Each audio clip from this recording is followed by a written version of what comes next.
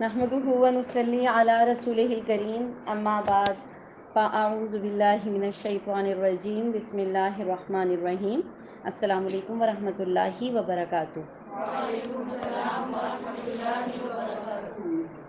تمام تعریفوں کے لائق اللہ تبارک و تعالی ہے جو لم یزل ہے، لا یزال ہے، بے مثل ہے، بے مثال ہے، وحدہ لا شریک ہے۔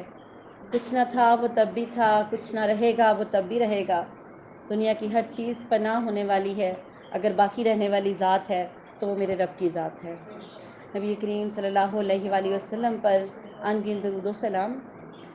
آج ہم جس موضوع کے لیے اکٹھے ہوئے ہیں وہ ہے بچوں کی تعلیم و تربیت قرآن و سنت کی روشنی میں۔ اولاد ایک نعمت ہوتی ہے، اسی لیے آج یہ ٹاپک چنا کہ ہم میں سے جو مائیں ہیں وہ سوچیں کہ ہمیں اپنے بچوں کی تربیت کیسے کرنی ہے، اور وہ لڑکیاں جو بھی شادی شدہ نہیں ہیں لیکن ان فیوچر انہوں نے مائیں بننا ہے، ان کے لیے بھی اس میں گائیڈ لائن ہوگی انشاءاللہ تعالی۔ اور جو ہم بچے ہیں ہم نے بھی یہ چیک کرنا ہے کہ ہمارے ماں باپ سے جو غلطیاں ہو گئیں اب ہمیں کیا کرنا ہے۔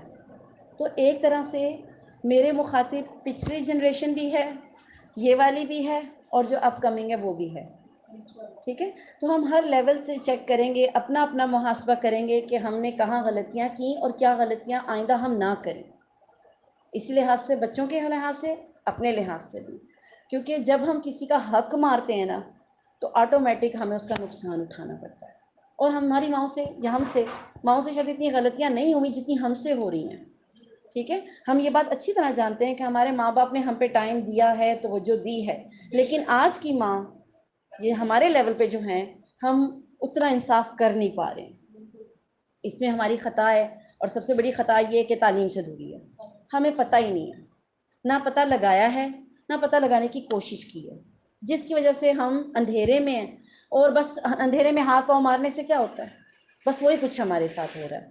تو آج ہم تھوڑی سی اپنی زندگی میں دین کی، اسلام کی اس روشنی کو تلاش کریں گے جو ہماری اولاد کے حق میں اور پھر ہمارے حق میں بہتر ہوگی، ٹھیک ہے۔ یہ اولاد جو ہے یہ دنیا کی سب سے قیمتی چیز ہے ہمارے پاس۔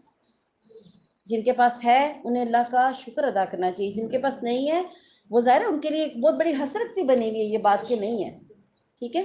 لیکن ہو کیا رہا ہے کہ اتنی خوبصورت نعمت جو ہمارے پاس ہے ہم نے اٹھا کے وہ بچے شیطان کی جھولیوں میں ڈال دیے۔ شیطان نے بھی اس کو موسٹ ویلکم کر کے پکڑا ہوا ہے نا، چیز تو میری ہے۔ کوئی میرے بچے کو تھپڑ مارے مجھ سے برداشت ہوتا ہے؟ کیا کرتے ہیں ہم لوگ، شیرنیاں بن جاتی ہیں، ہے نا۔ میرے بچے کو ہاتھ کیسے لگایا، ہاتھ لگانا تو دور کی بات ہے، میرے بچے کو گھورا بھی کیوں، جاؤ بتاؤ جا کے دادی کو چچی مجھے گھور رہی تھی۔ کرتے ہیں یہ بات، نہیں برداشت کرتے۔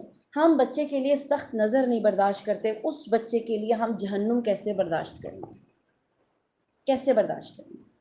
تو اگر یہ نئی نسل خراب ہو رہی ہے ہمیں آج اپنا محاسبہ کرنا ہے کہ وہ کون سے حقوق تھے جو ہمارے بچوں کے جو ہم پہ تھے ہم نے پورے نہیں کیے، اور اب ہم کیا کر سکتے ہیں، ٹھیک ہے۔ تو یہ ٹاپک میں نے اس لیے چنا، بالکل ہماری ذات سے ریلیٹڈ ہے، ٹھیک۔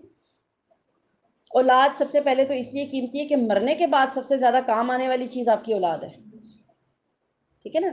ایصال ثواب کا مطلب پتہ ہے آپ کو؟ ایصال ثواب کا مطلب ہوتا ہے ثواب کا پارسل بنا کے بھیجنا، ایصال کہتے ہیں بھیجنا، پارسل، ٹھیک ہے۔ اب پارسل تو ہم سب سمجھتے ہیں نا، آج کل تو آن لائن چل رہا ہے سارا کچھ، پارسل آیا ہے نا۔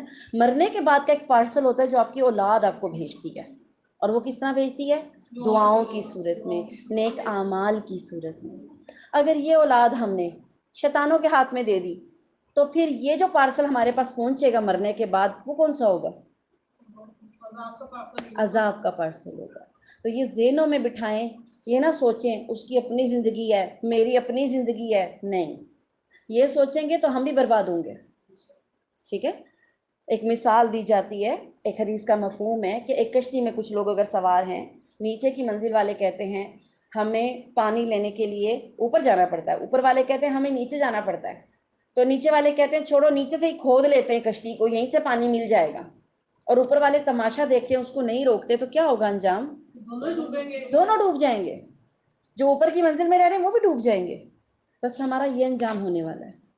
تو اولاد کے معاملے میں بہت بہت زیادہ سوچ بچار کرنا، اور بہت زیادہ یہ ایسی چیز ہے جس میں ہم غافل نہیں ہو سکتے، مگر ہم غافل ہیں، ہمیں نہیں پتہ کہ ہم کہاں غلطیاں کر رہے ہیں۔ آج اس چیز پہ ڈسکس کریں گے۔ سورہ لقمان میں اللہ تعالیٰ نے لقمان علیہ السلام کا ذکر بھی کیا، اور انہوں نے اپنے بیٹے کو کچھ نصیحتیں کی تھیں پیاری سی، پڑھا بھی ہوگا آپ نے، کئی دفعہ سنا ہوگا۔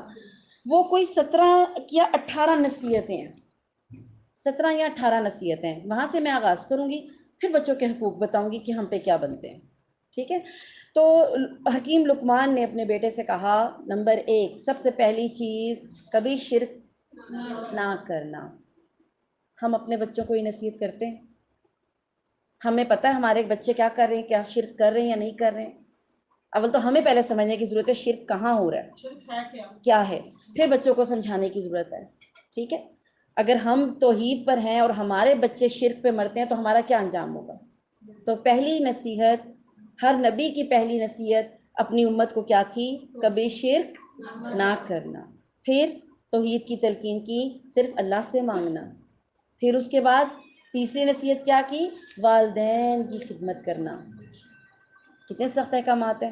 شرک کے بعد دوسرا بڑا گناہ کیا ہے؟ والدین کی نافرمانی۔ جو بچہ والدین کی نافرمانی کرے گا وہ جنت میں جائے گا؟ نہیں جائے گا، ٹھیک؟ پھر اس کے بعد انہوں نے اپنے بیٹے سے کہا، تم کوئی بھی عمل لے کے پہاڑ کی چٹانوں میں چھپا لو، زمین کی تہوں میں چھپا لو، اللہ دیکھ رہا ہے۔ یعنی کیا؟ تقویٰ سکھایا، اللہ سے ڈرنے کا سلیقہ سکھایا۔ ڈرنا ہے، کوئی بھی غلط کام ماں سے ڈر کے نہیں چھوڑنا، اللہ سے ڈر کے چھوڑنا ہے کہ جہاں بھی تم چھپاؤ گے اللہ اس کو قیامت کے دن حاضر کر لے گا۔ تو تقویٰ کی تعلیم دی۔ پھر بیٹے کو کہا نماز قائم کرنا، اپنے ٹائم پہ اور وقت پہ اور پوری ارکان کے ساتھ پڑھنا، ٹھیک؟ اس کے بعد اور کیا نصیحت کی؟ اپنے بیٹے سے کہا اچھے کاموں کی تلقین کرتے رہنا۔ ہمارا کیا رویہ ہے؟ بچوں کو کیا سکھائیں گے؟ ہم تو بچوں کو کہتے ہیں تمہیں کیا پڑھی ہے جا کے بول رہے ہو، تمہاری اپنی قبر ہے، اس کی اپنی قبر ہے، جاؤ اپنے کام سے کام رکھو، ایویں پھڈے میں ٹانگ اڑا رہے ہو، ساتھ ماں کو بھی مصیبت ڈالو گے۔ ہم تو اپنے بچوں کو یہ سکھا رہے ہیں، لیکن سکھانا کیا تھا؟ حق بات کی تلقین، اچھے کاموں کی تلقین، نیک باتوں کی تلقین بچے کرتے رہنا۔ دوسری ذمہ داری کیا سکھائی؟ برے کاموں سے روکنا۔ کیسے روکنا؟ نبی کریم صلی اللہ علیہ وآلہ وسلم نے فرمایا جو برائی کو دیکھتا ہے نہیں روکتا وہ گونگا شیطان ہے۔ انسانوں میں وہ لوگ شیطان ہیں جو نہیں روکتے۔ ہاں روکنے کا طریقہ ہے، لٹھ مار طریقے سے آپ نہیں روک سکتے، حکمت سیکھنی ہے اس کے لیے، احتیاط سے سکھائیں، پیار سے سکھائیں، منع کرنے کے بھی طریقے ہوتے ہیں، ٹھیک ہے؟ تو ان کو سکھائیں، منع کیا کہ اچھے کام کرو اور برائی سے روکو۔ پھر جب برائی سے روکیں گے تو یہ تو ہو نہیں سکتا کہ آزمائش نہ آئے۔ پھر کیا تلقین کی؟ صبر کرنا۔ یہ نصیحتیں ہیں۔ اس کے بعد لوگوں کے سامنے اپنا گال نہ پھلا، موڈی، یہ میرے بچے بڑے موڈی ہیں، موڈ ہو بات کرتے، موڈ نہ ہو تو بات ہی نہیں کرتے۔ وہ بچے کیسے موڈی بنے ویسے آپ کو پتا ہے؟ کیونکہ ہم موڈی ہیں۔ ہمارا جب موڈ نہیں ہوتا ہم سلام کا جواب دینا گوارا نہیں کرتے، کرنا تو دور کی بات ہے سلام۔ اپنے گالوں کو لوگوں کے سامنے مت پھلا، ہر وقت ناک میں مکھی نہ بیٹھنے دینا، تنک مزاجی سے رہنا، غصے میں رہنا، ہے نا؟ لوگ بھی سوچ کے بات کریں، موڈ اچھا ہوا تو بات کروں گی، ہے نا؟ ایسا مزاج اللہ کو پسند نہیں ہے۔ پھر تکبر نہ کرنا، دوسرے کو نیچا سمجھنا، زمین کے کیڑے سمجھنا، اپنے آپ کو سپیریئر سمجھنا، منع کیا اس چیز سے۔ اس کے بعد کیا تلقین کی؟ شیخی خوری نہ کرنا۔ شیخی خوری کس کو کہتے ہیں؟ میرے سے اچھا تو کھانا کوئی بنا ہی نہیں سکتا، جیسی میں صفائیاں کرتی ہوں گھر کی کسی کون کر سکتا ہے؟ میری سلائی لوگ دیکھ کے پہچان جاتے ہیں یہ تو اس نے سلائی کی ہے۔ شیخی خوری آپ کے اندر خوبی ہے، لوگ خود بتا دیں گے، جو خود بیان کرتا ہے وہ شیخی خوری میں آتا ہے، تو اس چیز کو اللہ پسند نہیں کرتا۔ پھر چلتے وقت میانہ روی اختیار کرنا۔ دیکھیے ایک ایک چیز سکھا رہے ہیں نا ہمیں اللہ تعالیٰ، چلنا کیسے ہے۔ میانہ روی کیا ہوتی ہے؟ نہ اکڑ کے چلنا، ہے نا؟ سوٹ کلف لگا سوٹ ہے، اس کے بعد چال بھی چینج ہو جاتی ہے، کبھی آپ نے نوٹس کیا ہے نا؟ ساتھ ہیل بھی، ہیل کی ٹک ٹک بھی، ساتھ پھر پرس بھی اس طرح کا برانڈیڈ ہو تو پھر تو میری ناک اور اونچی ہو جاتی ہے۔ تو پھر ہم دوسروں کی چیزوں کو کیا کرتے ہیں؟ جج کرتے ہیں، یہ سیل میں سے لیا، یہ اتنے کا ہے نا، ہاں یہ پتہ 1200 کی بار لگی ہوئی ہے سیل، میانہ روی نہیں. اگر اپنی چال میں میانہ روی نہیں تو آٹومیٹک یہ رویہ ہمارے اندر بڑھ جاتا ہے، پیدا ہو جاتا ہے. ٹھیک ہے، تو چال میں میانہ روی. اللہ تعالیٰ اپنے بندوں کو خوبصورت اس نے پیدا کیا، وہ ان کی خوبصورتی کو برقرار رکھتے ہیں. یہ چیزیں ہمیں خوبصورتی دیتی ہیں، ہم اس میں خوبصورتی سمجھتے نہیں ہیں اپنی. ٹھیک ہے، میانہ روی میں وقار ہے عورت کا، مرد کا بھی، انسان کا وقار ہے میانہ روی میں. تو یہ سکھائی گئی چیز. پھر آواز پست رکھنا. کئی لوگ کتنا اونچا بولتے ہیں، غصے میں کیسے بولتے ہیں، گالیاں جب دیتے ہیں تب کیسے بولتے ہیں، محلے سے اندر آوازیں آ رہی ہوتی ہیں جب گلی میں لڑائی ہو رہی ہوتی ہے. آپ گھر کے اندر بتا رہے ہوتے ہیں پھر لڑیں، آپ کو یہ بھی پتہ ہوتا ہے اس وقت یہ کس کی آواز ہے. بلند آواز. بیٹے کو کہا اونچی آواز میں مت بولنا، سب سے بری آواز جانوروں میں گدھے کی آواز ہے. کوئی بھی جانور آپ کو بولتا ہوا اتنا برا نہیں لگے گا، گدھے کی آواز زہر لگتی ہے. ٹھیک ہے، سب سے بری آواز آوازوں میں گدھے کی آواز ہے. پھر جو 14ویں نصیحت ہے وہ کیا ہے؟ نعمتوں کے بارے میں غور و فکر کرنا، سوچنا اللہ نے مجھے کیا کیا دیا ہے اور کیوں دیا ہے، اور پھر میں کیا کر رہی ہوں. نعمتوں کے استعمال کا بھی طریقہ ہوتا ہے. آپ اپنے بچے کو پیارا سا جیومیٹری باکس لے کے دیتے ہیں، اگلے دن وہ توڑ دیتا ہے تو آپ اس کو پھر نیا لے دیتے ہیں؟ کیا کرتے ہیں اس کو؟ تمہیں قدر نہیں ہے، تمہیں قدر نہیں ہے. یہی چیز ہماری نعمتوں کے ساتھ ہوتا ہے. جب اللہ کی نعمت کی قدر نہیں کی جاتی اللہ چھین لیتا ہے. نبی کریم صلی اللہ علیہ وآلہ وسلم ایک دفعہ گھر تشریف لائے تو بچوں والا گھر تھا، صحابہ کے بچے بھی آتے تھے، گھر میں بھی بچے تھے، آنا جانا بچوں کا لگا رہتا تھا. روٹی کا ٹکڑا زمین پہ دیکھ لیا، اس کو اٹھایا، اس کو جھاڑ کے کھا لیا اور کہا عائشہ عزت والی چیزوں کی عزت کرنی چاہیے. اللہ جب کسی قوم سے یہ چھین لیتا ہے پھر واپس نہیں کرتا. قدر، نعمتوں کی قدر کرنا سکھایا. پھر اس کے بعد باپ دادا کی تقلید سے منع کیا. ہم تو شروع سے دیکھتے آ رہے ہیں یہ کام، تو ہم شروع سے اب چلتا آ رہا ہے، اب کیسے روکیں؟ تو یہ چیز نہیں کرنی. دین کا علم سیکھنا ہے اور تقلید اس چیز کی تقلید ہے کہ فلاں بھی کر رہا ہے فلاں بھی کر رہا ہے، ہم نے یہ دیکھنا ہے اللہ کے رسول نے کیا کیا. ٹھیک ہے. پھر اس کے بعد 16ویں جو چیز سکھائی، شیطان کے دھوکوں سے بچو. دھوکہ دیتا ہے، آپ کو ایک چیز خوبصورت بنا کے دکھاتا ہے لیکن حقیقت میں اس کے پیچھے جہنم کی آگ ہوتی ہے. ٹھیک ہے، خوبصورت نعرے خوبصورت جملے دیتا ہے، اس کے پیچھے کیا ہے؟ رزلٹ میں جہنم کی آگ ہے. پھر اس کے بعد آخرت کے عقیدے کو ہمیشہ سامنے رکھنا ہے کہ جو ہم دنیا میں کریں گے یہ فصل ہمیں آخرت میں کاٹنی پڑے گی. ٹھیک ہے. اس کے بعد 18ویں جو چیز سورہ لقمان میں ہے وہ کیا ہے کہ غیب کا علم صرف اللہ کے پاس ہے. کوئی بندہ یہ دعویٰ کرے کہ میں بتا سکتا ہوں آپ کے اوپر یہ جادو کس نے کرایا ہے، یہ تعویذ کس نے کرائی ہے، سب جھوٹ ہوتا ہے. غیب کا علم کس کے پاس ہے؟ غیب کا علم کسی فرشتے کے پاس بھی نہیں ہے، غیب کا علم کسی نبی کے پاس بھی نہیں ہے، کسی ولی کے پاس بھی نہیں ہے. جو نبی کو بھی غیب کی باتیں بتائی جاتی تھیں وحی کے ذریعے بتائی جاتی تھی، وہ خود سے نہیں بیان کرتے تھے. ورنہ غزوات میں اتنا نقصان نہ ہوتا اگر اللہ کے رسول صلی اللہ علیہ وسلم کو پتہ ہوتا. عائشہ رضی اللہ تعالیٰ عنہ پہ اتنی بڑی تہمت لگائی گئی، غیب کا علم ہوتا تو یہ واقعہ ہی نہ پیش آتا. آپ کو پتہ ہو یہ فلاں جگہ میں جاؤں گی، میرے ساتھ یہ ہوگا، آپ جائیں گے وہاں پہ؟ نہیں جائیں گے نا. تو غیب کا علم کس کو ہے؟ صرف اللہ تعالیٰ کو. ٹھیک ہے. اب آ جاتے ہیں وہ حقوق جو ہمیں بچوں کو دینے ہیں. تقریباً 9 حقوق ہیں، عام طور پہ اور بھی ہو سکتے ہیں لیکن 9 حقوق ہیں جو قرآن حدیث سے ہم دیکھتے ہیں جو ہم پہ فرض ہوتے ہیں، جو ہم نے بچوں کے ادا کرنے ہوتے ہیں. اس میں جو سب سے پہلا حق ہے نا، وہ شاید سن کے آپ کو عجیب لگے گا کہ بچے کا پہلا حق اس کے لیے اچھی ماں کا انتخاب ہے. آپ کہیں گے یہ کیا بات ہوئی؟ جب ہم رشتہ طے کرتے ہیں نا بیٹے کا، تو جو ہم بہو ڈھونڈتے ہیں نا ہمیں یہ سوچنا چاہیے کہ یہ بہو وہ ہوگی جو میرے بیٹے کی اولاد کو سنبھالنے والی ہوگی. ہم کیا دیکھتے ہیں؟ چاند سی بہو، میرے چاند سے بیٹے کے لیے میری چاند سی بہو. چاند سورج کی جوڑی ڈھونڈتے ہیں پہلے، پتلی ہو، لمبی ہو، سمارٹ ہو، پڑھی لکھی ہو، اچھے خاندان کی ہو، کھاتی پیتی ہو، ہے نا.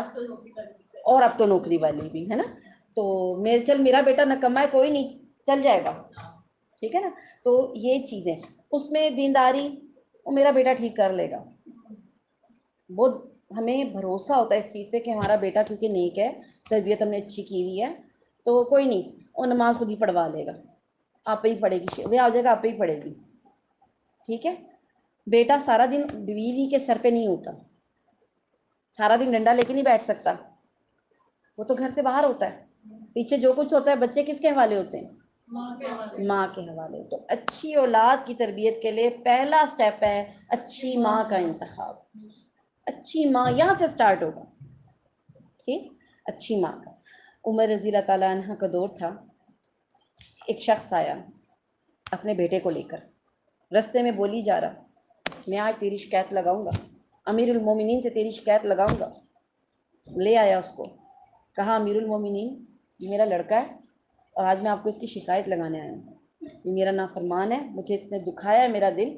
بیٹے نے کہا امیر المومنین میری باپ کی بات سننے سے پہلے میری بات سن لیں، اس کے بعد آپ ان کی بات سننے پہ جو فیصلہ کریں گے مجھے منظور ہے۔ تو عمر رضی اللہ تعالیٰ عنہ نے کہا ہاں بتاؤ کیا بات ہے، کیا مسئلہ ہے؟ بیٹے نے کہا اللہ کے رسول اس باپ نے میرے حق ادا نہیں کیے، اس نے ایک مجوسیہ سے شادی کی۔ مجوسی کون ہوتے ہیں؟ جو آگ کی پوجا کرتے ہیں۔ اس آدمی نے ایک مجوسیہ سے شادی کی، وہ میری کیا تربیت کرے گی؟ مجھے کیا سکھائے گی؟ اپنے عقیدے سکھائے گی نا، سوچنے کی بات ہے۔ اس نے مجوسیہ سے شادی کی۔ نمبر 2، اس نے میرا نام رکھا گبریلا۔ گبریلا پتہ ہے کیا ہوتا ہے؟ گوبر کا کیڑا۔ اس نے میرا یہ نام رکھا، مجھے اچھا نام نہیں دیا اس بندے نے، تو یہ مجھ سے کیا ڈیمانڈ کر رہا ہے کہ میں کس طریقے سے اس کی خدمت کروں؟ تو اولاد کا پہلا حق کیا تھا؟ اچھی ماں کا انتخاب۔ وہیں سے گڑبڑ شروع ہو گئی، ٹھیک ہے؟ تو یہ واقعہ تو پورا بعد میں ہوگا جس طرح بھی تھا، لیکن اس بچے نے 2 شکایتیں کی اپنی باپ کی، ٹھیک؟ پھر اس کے بعد پہلا حق کیا ہو گیا؟ اچھی ماں کا انتخاب ہو گیا۔ دوسرا حق بچے کا نہیں، وجود میں آنے کے بعد بچے کی پیدائش اس کا دوسرا حق ہے۔ ابھی پیدا نہیں ہوا، یہ پیدا ہونے سے پہلے کے 2 حق ہیں۔ اپنی اولاد کو روزی کے ڈر سے قتل مت کرو۔ دنیا میں آنے سے پہلے مار دیتے ہیں، یہ قتل ہے، ٹھیک ہے؟ قتل ہے۔ اولاد کی پیدائش پہ ماں کو ثواب ملتا ہے، ٹھیک ہے؟ ایک ایک نس پہ اس کے ثواب لکھا جاتا ہے، جو جو اس کو پینز ہوتی ہیں، ٹھیک؟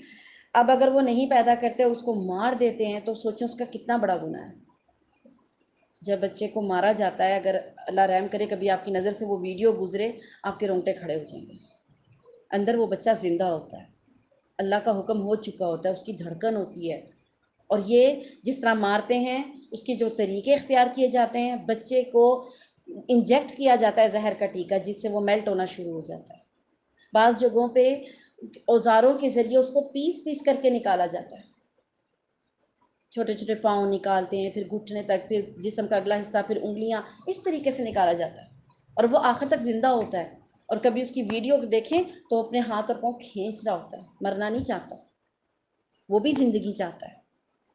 اس کا حق تھا اس کو دنیا میں اپنی اولاد کو روزی کے ڈر سے قتل مت کرو، ہم تمہارے بھی رازق ہیں، ہم اس کے بھی رازق ہیں۔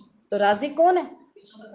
میرے 4 بچے بہت ہیں، مجھے نہیں ضرورت، اب میں نہیں پالوں، میں نے نہیں لینا، 80 نہیں لینے۔ ہم کون ہوتے ہیں جملہ کہنے والے کہ ہم نے نہیں لینا؟ ٹھیک ہے؟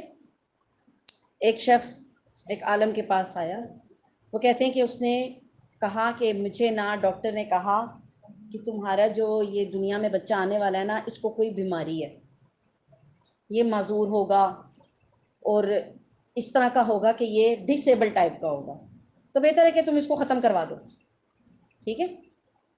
تو ہے بھی وہ لڑکی، تو میرے لیے کیا حکم ہے، میں کیا کروں؟ ان عالم نے کہا کہ تم مجھ سے مسئلہ پوچھ رہے ہو کہ میں تمہیں بتاؤں کہ کیا کرو؟ کہتے نہیں نہیں، مسئلہ نہیں میں آپ سے پوچھ رہا، وہ تو اب جو ہم نے فیصلہ کرنا تھا وہ کر دیا ہے، 6 ماہ میں ہم نے یہ کام کروا دیا ہے، اتفاق یہ ہے کہ وہ بچی زندہ پیدا ہو گئی ہے، ڈیلیور کروا دیا اس کو، جیسے ہوتا ہے کچھ طریقے ہوتے ہیں، وہ زندہ پیدا ہو گئی ہے، اب وہ سانسیں لے رہی ہے بچی۔ تو عالم نے کہا تو پھر کیا مسئلہ ہے؟ ڈاکٹروں کے انکیوبیٹر میں رکھوا دو، بچ جائے گی، ان کو دے دو۔ کہتے ہیں وہ خاندان والے کہہ رہے ہیں یا تو ہاسپٹل میں ہی چھوڑ دو، اور یا پھر اب آپ بتائیں ان کو، اس کو چھوڑ دوں یا اس کو اسی طرح دفن کر دوں، وہ سانسیں لے رہی ہے۔ سمجھتے ہی نہیں اس بات کو کہ وہ زندہ ہے۔ ایک زندگی ہے اس کے اندر، ٹھیک ہے. تو دوسرا حق ایک بچے کا کیا ہے، اس کو دنیا میں آنے کے لیے اس کی رکاوٹ نہ بنا جائے، اس کو دنیا میں آنے دیا جائے، اس کا حق ہے. ٹھیک. اس کے بعد جو حق ہے، اچھا سا اس کا نام رکھیں، پیارا سا نام. 9 مہینے ماں کے ساتھ بچہ چپکا ہوا ہوتا ہے اندر، 9 مہینے میں نام ہی نہیں سوچا ہوتا. اتنا تو پتہ ہے نا لڑکی ہوگی یا لڑکا ہوگا، تو 2 نام تو ہم سوچ ہی سکتے ہیں. بیٹا ہوگا تو یحییٰ نام رکھیں گے، بیٹی ہوگی تو آمنہ نام رکھیں گے، سوچ سکتے ہیں نا. کتنے کتنے عرصے ہمارے بچے بے نام پھر رہے ہوتے ہیں، چنٹو، گگو، گولو، مولو، یہ کچھ کرتے رہتے ہیں، منا، کاکا، یہی بولتے رہتے ہیں، اس کا نام نہیں رکھا ہوتا، کتنے کتنے دن نام نہیں رکھا ہوتا. ٹھیک ہے. تو اچھا سا نام 7ویں دن تک حد ہے، 7ویں دن تک رکھ لیں اس کا نام، سنت ہے اللہ کے رسول کا، شروع میں ہی رکھ لیں تاکہ بچے کو اس کے اچھے نام سے پکارا جائے. ٹھیک. ناموں میں ایشو یہ ہے، اولڈ نام نہیں رکھنے، یونیک نام رکھنے، جو کسی کا بھی نہ ہو. ٹھیک ہے. اب یونیک ناموں میں تو پھر بہت سارے نام ہو سکتے ہیں. اسٹیئرنگ رکھ لیں، اسٹیئرنگ رکھ لیں، کرسی ٹیبل رکھ لیں. یونیک نام تو اسی ٹائپ کے ہوتے ہیں. ناموں میں کون سے نام اچھے ہیں، اللہ کے ناموں کے ساتھ رکھیں.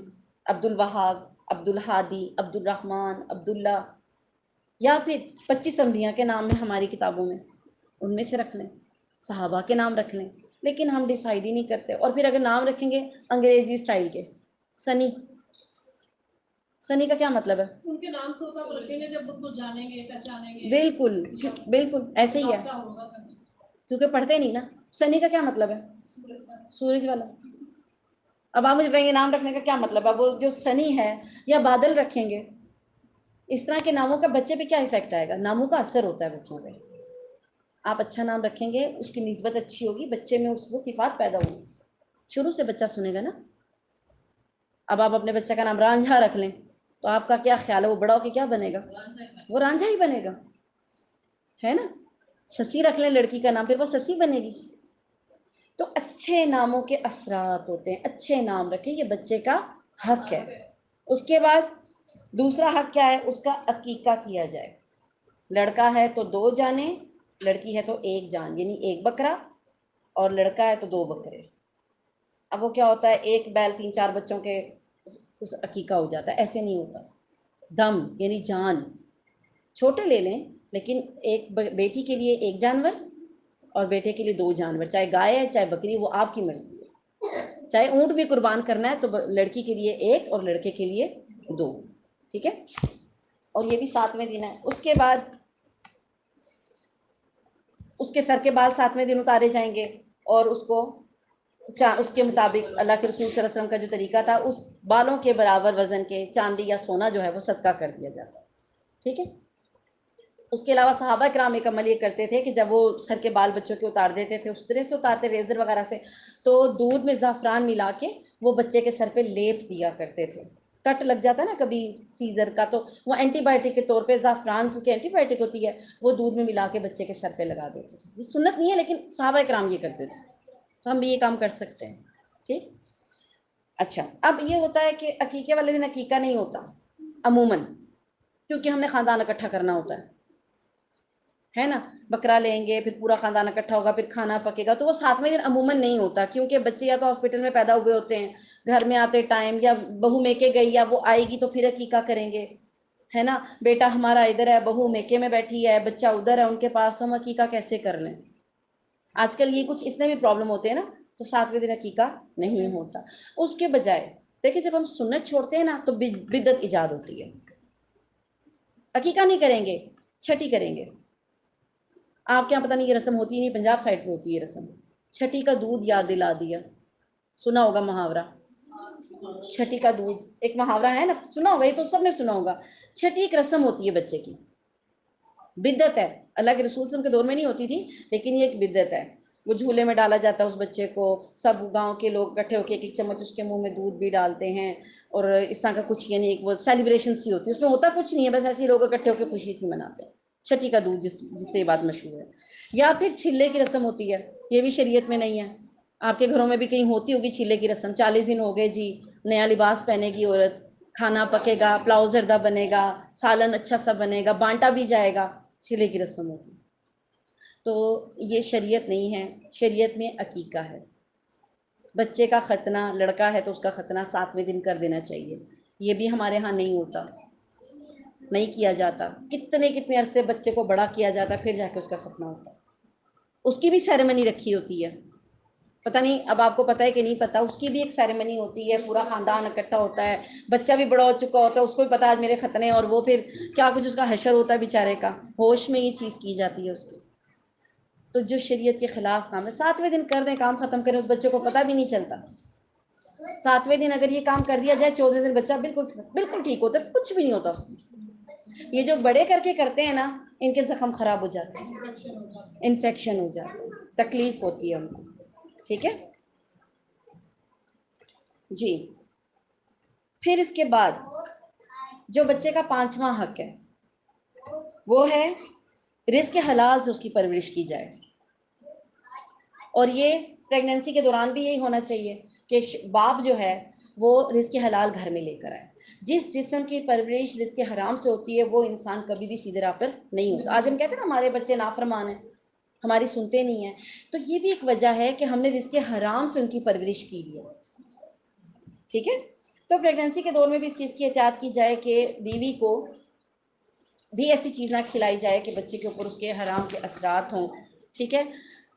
مسلم شریف کی ایک حدیث ہے اور حدیث قدسی ہے. حدیث میں ہے کہ ایک شخص ہے جو اپنے اونٹ پر سوار ہو کے سفر کرتا ہے اور کسی جگہ پہ اس کا اونٹ کھو جاتا ہے.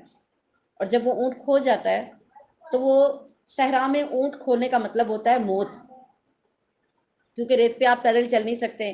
کھانا وغیرہ اونٹ پہ باندھا ہوتا ہے، اونٹ اس کے سمیت چلا جاتا ہے نا کہیں، تو وہ بندہ پھر بالکل صحرا میں بیٹھ کے موت کا انتظار کرتا ہے. خطرناک کام ہوتا ہے صحرا میں اونٹ کا کھونا. تو وہ اب اللہ کے آگے دعائیں کرتا ہے، اس کے بال بھی بکھرے ہوئے ہیں، وہ ایسے ہاتھ اٹھاتا ہے، برا حال، گرد و غبار سے آلودہ. وہ کہتا ہے یا اللہ یا اللہ. تو اللہ تعالیٰ کہتا ہے میں اس کی دعا کیسے سنوں جب کہ اس کا لباس حرام کا، اس کا کھانا حرام کا، اس کا پینا حرام کا. تو کیا مطلب؟ حرام کی کمائی دعاؤں کی قبولیت میں رکاوٹ بن جاتی ہے. یہ بہت خطرناک بات ہے. تو بچوں کی تربیت میں جو 5واں اس کا حق ہے کہ اس کو حلال چیز کھلائی جائے. ٹھیک ہے. نبی کریم صلی اللہ علیہ وآلہ وسلم بیٹھے ہوئے تھے اور حسن رضی اللہ تعالیٰ عنہ جو تھے وہ ایک دفعہ آئے، رضی اللہ تعالیٰ عنہ وہ آئے اور چھوٹے سے تھے اس وقت، نواسے تھے نبی کریم صلی اللہ علیہ وسلم کے. تو صدقے کی کھجوریں پڑی تھیں، تو بچے تھے، آ کر انہوں نے ایک کھجور اٹھا کے منہ میں ڈال لی. تو ایک دم نبی کریم صلی اللہ علیہ وسلم نے ان کو دیکھا اور کہا کہ میری آل پہ، یعنی میرے جو گھر والے ہیں اہل بیت، ان پہ صدقہ اور زکوٰۃ حرام ہے. تو فوراً ان کو پکڑا، ان کے منہ میں انگلی ڈال کے کھجور باہر نکال دی، واپس نگلنے بھی نہیں دی. اتنی احتیاط کی کہ اس کے منہ میں، کیونکہ حرام ہے نہیں کھا سکتا، نکال دی منہ سے واپس. تو حلال حرام کی تمیز نہیں ہوگی تو بچے فرما بردار بن ہی نہیں سکتے. ٹھیک ہے. اچھا، اب ہمارے حلال حرام میں کیا کیا چیزیں ہیں جو ہمارے، آپ اکثر کام کروائیں گھروں میں، مکینک کو بلائیں، صحیح طریقے سے کام کرتے ہیں. موٹر ٹھیک کروانی ہو، کوئی کام کروانا ہو، خاص طور پہ یہ کرتے ہیں کام ٹھیک، پیسے بھی لے جاتے ہیں اور کام نہیں کرتے. کام یہ حلال رزق لے کے جاتے ہیں.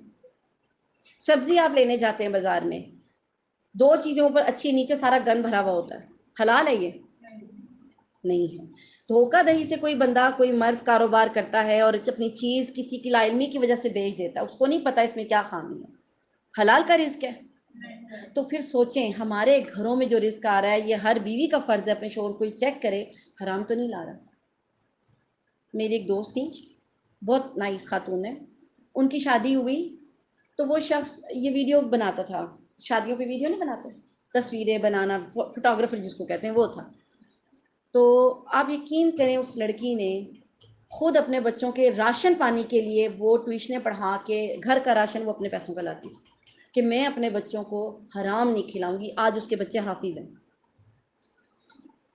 یہ سٹرگل اس نے خود کی تھی کہ میرا میاں اور کوئی کام کر نہیں سکتا، اور میاں کو آپ کہہ بھی نہیں سکتے اس طریقے سے. وہ سٹرگل کرتی تھی، وہ اپنے بچوں کو حلال کھلاتی تھی. اس نے سٹرگل کیا بچوں کی خاطر حلال، کیونکہ وہ سمجھتی تھی یہ حرام کام ہے. ٹھیک ہے نا. تو سب سے بڑا کیا کہ پھر رشوت، جو عہدے پہ ہیں وہ رشوتیں لے لیتے ہیں. یہ تو تحفہ ہے. آپ کو گھر بیٹھ کے کون تحفہ لا کے دیتا ہے مجھے بتائیں؟ اس سیٹ کی وجہ سے آپ کو تحفہ ملتا ہے نا، تو رشوت. پھر سود کھانا، پھر بےایمانی سے مال کسی کا کھا جانا، کسی کی لا علمی کی وجہ سے کھا جانا، اور پھر نام چینج کر دینا، جسٹیفیکیشن دے دینا، بھئی یہ نہیں ہے، یہ وہ ہے، یہ تو بھئی یہ تو تحفہ ہے، میں نے مانگا تھوڑی ہے اس سے، وہ کھلا کیوں ہے آپ کو؟ اپنا کام نکلوانے کے لیے کھلا رہا ہے نا، ٹھیک ہے؟ ایک غلاظت کا ڈھیر ہے، آپ بولیں مٹھائی ہے کھا لو، تو مٹھائی بن جائے گی؟ وہ غلاظت ہی رہے گی، نام چینج کرنے سے وہ مٹھائی نہیں بن جائے گی، ٹھیک ہے؟ پھر چھٹا جو بچے کا حق ہے کہ اس کی جو ہے اس کے اوپر خرچ کرنا، حلال مال کو خرچ، ایک تو کمانا، ایک خرچ کرنا اس کے اوپر۔ اب وہ خرچ کرنا کس طرح؟ نبی کریم صلی اللہ علیہ وسلم نے فرمایا 1 دینار ہے، اب آپ اگر نیکی کرتی، میں مثال دیتی ہوں آپ کو، آپ اپنی مثال سے سمجھیں کہ اگر آپ کے پاس 100 روپے اور آپ نے اللہ کے نام پہ اس کو خرچ کرنا ہے، آپ نے اس کو اچھے نیک کام میں، تو آپ کیا سمجھتی ہیں کہ سب سے زیادہ نیکی کہاں ہوگی دینے میں؟ سب سے زیادہ نیکی کہاں ہوگی؟ نہیں، وہ تو حدیث کے مطابق ہے نا، آپ سے میں پوچھ رہی ہوں، مسجد میں دے دیں گے، یہی ہوگا نا، آپ کہیں گے میں مسجد میں دے دوں۔ اب 100 روپے کی آپ سلانٹیاں کھلا دیں بچے کو، 100 روپے آپ مسجد میں دے دیں، ثواب کدھر ہے؟ مجھے بتائیں نا کدھر ہے ثواب؟ مسجد میں ہیں، بالکل جام، یا کسی کو غریب کو دینا، ٹھیک ہے؟ اب 4 کیٹیگریز ہیں۔ غلام کے آزاد کرنا، غلام آزاد کرنا کتنی بڑی نیکی ہے؟ اگر 1 دینار آپ کا غلام کے آزاد کرنے میں خرچ ہوتا ہے، 1 دینار آپ کا جہاد کے راستے میں خرچ ہوتا ہے، 1 دینار آپ کا مسجد کی تعمیر میں خرچ ہوتا ہے، 1 دینار آپ کا بچوں کے لیے خرچ ہوتا ہے، تو اللہ کے رسول صلی اللہ علیہ وسلم نے فرمایا افضل دینار وہ ہے جو بچوں پہ خرچ ہو۔ ہم اپنے یہاں پہ خرچ، ابھی تو بنایا سوٹ، کیا ضرورت ہے؟ ابھی تو لی چیز، ابھی تو نہیں، بچوں پہ خرچ کرنا بھی ثواب ہے، اسراف نہیں کرنا۔ کئی لوگ بالکل نہیں خرچ کرتے نا، بالکل ہی نہیں خرچ کرتے، اسراف نہیں کرنا، لیکن جو ان کی ضرورت ہے اس کو پورا کرنا بہترین اور افضل صدقہ ہے، یہ بچے کا حق ہے۔ 7واں حق، اولاد سے نرمی اور شفقت سے پیش آنا۔ میں پوچھتی ہوں ہم میں سے کتنی مائیں جو اپنے بچے سے پیار سے بولتی ہیں؟ آپ مجھے گن کے بتا دیں وہ مائیں جن کو شوہر پہ غصہ ہو، ساس پہ غصہ ہو، جٹھانیوں پہ غصہ ہو، اور بچوں کی شامت نہ آتی ہے۔ الحمدللہ جن کو اللہ نے اصلاح کا موقع دیے، لیکن اب جنرل بات کریں گے نا، ذاتی بات نہیں میں کہہ رہی، ذاتی میں الحمدللہ بہت سے لوگوں میں بہت چینجنگ آئی ہے، لیکن ہوتا کیا ہے؟ ساری کسر۔ اس دن ایک خاتون میرے گھر آئیں، کہہ رہی میں نے آج اپنی بیٹی کو بہت کوٹا ہے، نیلو نیل کر دیا۔ میں نے کہا کیوں؟ کہتے اس کے باپ سے میری لڑائی ہوئی تھی۔ میں کہا تو نیلو نیل باپ کو کیوں نہیں کیا؟ بچی کا کیا قصور تھا؟ باپ سے بدلہ لینے کے لیے اس کی بیٹی کو مارا اس کو۔ باجی میں کیا کرتی، میں نے اسی پہ غصہ نکالنا تھا نا۔ سبحان اللہ، لیکن ان کا جواب دینا پڑے گا نا، اللہ تو پوچھے گا، مخلوق تو میری تھی، تیری گود میں ڈالی تھی، کس حساب سے مارا؟ ایک ایک تھپڑ کا حساب دینا پڑے گا، ایک ایک تھپڑ کا حساب لے گا اللہ۔ وہ بے بس ہے نا بچے، ایک بات ہے دیکھ بھی رہے ہیں باپ نے غلطی کی ہے، دیکھ بھی رہے ہیں ماں مجھ پہ برس رہی ہے، تو یہ بچے بڑے ہو کے آپ کا کیا خیال ہے؟ آپ کے لیے پھول خریدیں گے؟ کیا کریں گے؟ وہی سلوک کریں گے۔ یاد رکھیں یہ وہ ایک ڈبہ ہوتا ہے نا، اس میں آپ اگر پھول بھرتے ہیں تو کیا نکلیں گے اس میں سے؟ اس ڈبے میں ہاتھ ڈالیں گے تو کیا نکلے گا؟ ہاں وہ تو پھر وہ الگ چیز ہے کہ بھی بالکل ہی اینڈ ہو گیا نا۔ اگر اس ڈبے میں آپ نے پھل ڈالے ہیں تو کیا نکلے گا؟ پھل نکلیں گے۔ اور اگر آپ نے اس میں کانٹے بھرے ہوئے ہیں تو پھر کیا ہوگا؟ تو یہ وہ ڈبہ ہے، یہ وہ آپ کی سیونگز ہیں جو آپ جمع کر رہے ہیں اپنے لیے۔ شفقت سے پیش آنا۔ نبی کریم صلی اللہ علیہ وآلہ وسلم ایک دعوت پہ گئے، ان کے پاس وہ ایک چھوٹے سے بچے تھے، زید میرے خیال میں تھے، زید رضی اللہ تعالیٰ عنہ تھے، چھوٹے سے تھے، 5-7 سال تو رہتے تھے۔ کہتے ہیں وہ دعوت پہ گئے تو ٹرے آئی کھانے کی، تو جیسے بچے ایسے شروع ہو جاتے الٹے ہاتھ سے اونچک اونچک کے کھانا، اونچک اونچک کے کھانا۔ تو نبی کریم صلی اللہ علیہ وسلم نے ان کو کہا میرے پیارے بیٹے جب شروع کرو کھانا بسم اللہ پڑھ کے شروع کرو، دائیں ہاتھ سے کھاؤ اور اپنے منہ کے آگے سے کھاؤ۔ تو کہتے ہیں پوری زندگی میں اس بات پہ عمل کرتا رہا، میں نے اس کے بعد کبھی بھی یہ رول نہیں توڑا، پوری زندگی عمل کرتا رہا۔ آپ ذرا امیجن کریں ہمارے بچے، کھانا لگا ہوا ہے مہمانوں کے آگے، ہمارے بچے اونچک لیں، پہلے تو ایک کس کے پڑتا ہے نا گردن پہ مکہ اس کے، اس کے بعد کہتے ہیں تمیز نہیں مہمانوں کے بیچ میں آ گئے، اس کے بعد اس کو دھتکار کے کمرے سے باہر نکال دیتے. وہ پورا ٹائم سامنے نہیں آئے گا بچہ. اس کی کیا تربیت ہوئی ہے؟ اس بچے کی کیا تربیت ہوئی ہے؟ بچہ ہی تھا نا. ہم اپنا بچپن یاد کریں، ہم نے کتنی غلطیاں کی ہوں گی. اب پھر ہم کہتے ہیں ہمیں بھی تو کٹ پڑی تھی. یاد رکھیں ہمارا ٹائم اور تھا، ہمارے بڑوں کا ٹائم اور تھا. یہ جو اب چل رہا ہے نا، یہ بہت خطرناک ٹائم ہے. کبھی بھی ہم بچوں کی طرف رخ کرتے ہیں نا، ہم کہتے ہیں بچوں کو ایسا کریں، ہم فوراً اپنے ماں باپ کی طرف چلے جاتے ہیں.